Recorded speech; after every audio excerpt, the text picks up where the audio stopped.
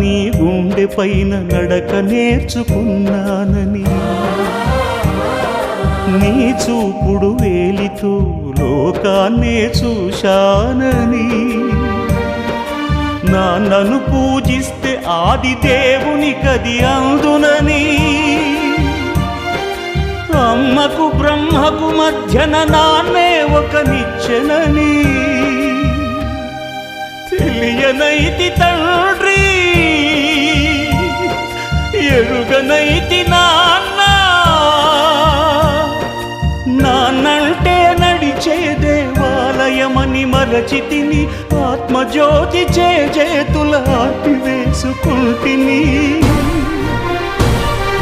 మరచిపోయి కూడా నన్ను మన్నించొద్దమ్మా,